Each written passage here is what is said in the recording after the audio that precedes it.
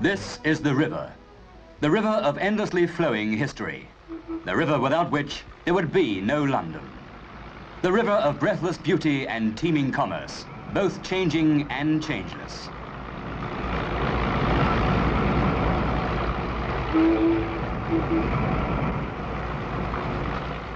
Kings have sailed on it, feudal overlords have jousted on its frozen surface, and millions of people have loved it. But how is Britain's most famous waterway measuring up to the demands of today? The Thames begins here, high in the Cotswold Hills above Cirencester, 210 miles from the sea.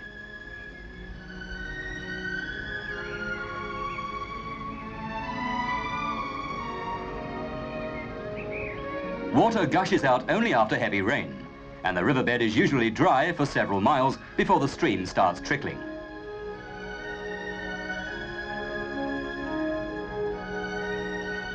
Here, at Ashton Cairns, the Thames is only 15 feet wide as it flows under the tiny bridges.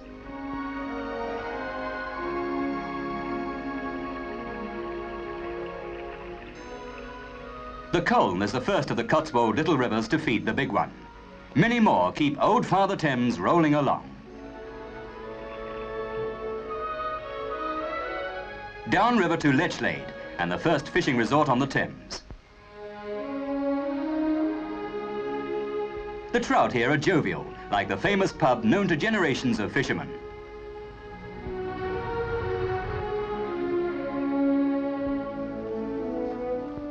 And it's here that we meet the first of the river's 45 locks.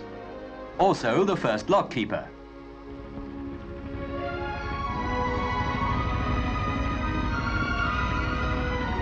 The Thames flows ever onwards with a sure consistency, though some inconsistent things happen on the way, such as Newbridge having one of the oldest bridges anywhere on the river.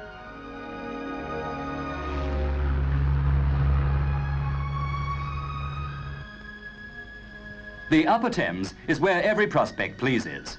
Well, almost. Some riverside glimpses of Oxford seem out of character with the dreaming spires of Britain's oldest university city. Punts are vanishing, but boating is booming. Motor cruises are the thing now if you mean to be with it. 500 are hired out every year, apart from the private craft of the lucky ones. And no speeding by order. The limit is 8 miles an hour. So far, the Thames is the river of pleasure seekers, unchanged, except that today there are more seekers than ever. Every year, the tourists come in bigger numbers to see one of the most famous views in the country. And then, from Windsor, sail on to Runnymede, where a bad king signed a good charter.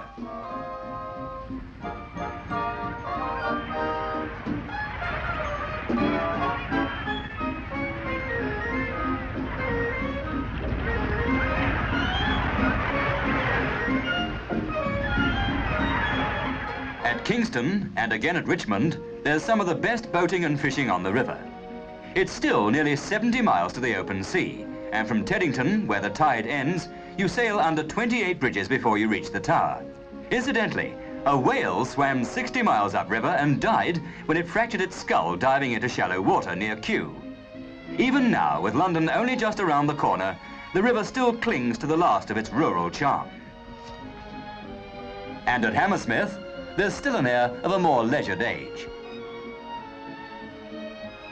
But thereafter, the great change begins. London takes over the river with its giant power stations, its sprawl of docks, quays, wharves and shipping, and the sewage from the world's greatest city, which has polluted the river so much that for miles downstream from Chelsea, no fish can live. But pollution isn't the only headache. There are bigger issues, and the biggest is, can London cope with increasing trade in ever bigger ships? For 2 years, experts investigating the nation's major ports, with a spotlight on London, have held nearly 50 meetings and have come up with recommendations which have caused some heartburnings. Today, one of the problems is lost traffic in a port which handles 1/3 of all Britain's imports and exports.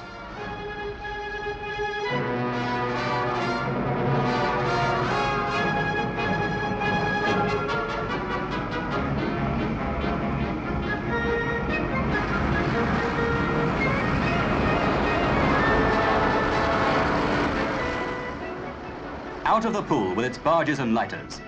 The biggest lighthouse company on the river owns more than 600 of these craft.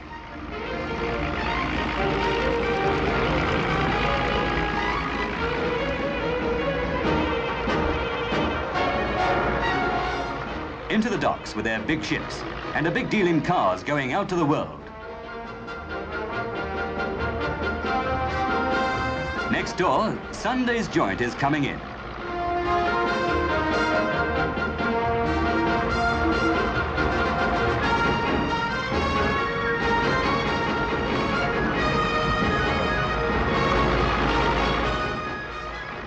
Despite setbacks, the signs point to a new surge in foreign trade. Can the river, with its present port setup, handle it? We've moved into the heyday of the supertanker, the mighty bulk cargo carrier. In passing, all this will go up in smoke. It's tobacco. Britain still imports about £100 million worth a year. The experts talk of a growing sense of dissatisfaction with many of the port services. London, say the men who know, must forge ahead with physical development.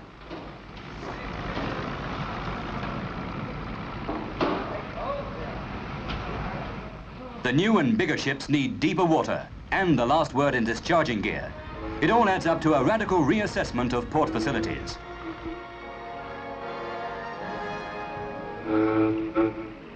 A boatman makes his way up Wapping Old Stairs for a quick one in the 500-years-old town of Ramsgate Inn, where pirates drank their last tot before being rowed downriver to be hanged in chains at Execution Dock. It was in this bar that the infamous Judge Jeffreys was caught when he nipped in for a quick one while trying to flee the country back in 1688. Today's customers are hard-working men whose future is the future of the river itself.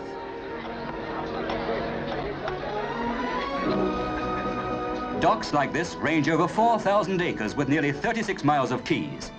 About a third of the entire docks were wiped out during the war, and money has since been poured in like a Thames tide. £40 million have gone on rebuilding, and by 1968, 30 million more would have been spent.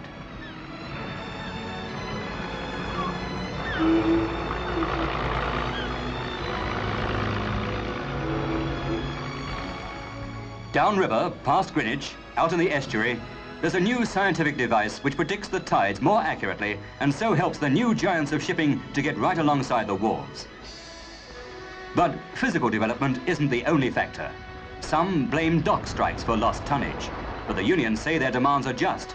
They've won a 40-hour week, but many feel that unrest comes from the casual nature of the docker's job, and work on a regular basis is being discussed. Modernisation of London's great port goes on, but the jackpot question is, can the river do it in time to meet the mounting challenge of a new mercantile age?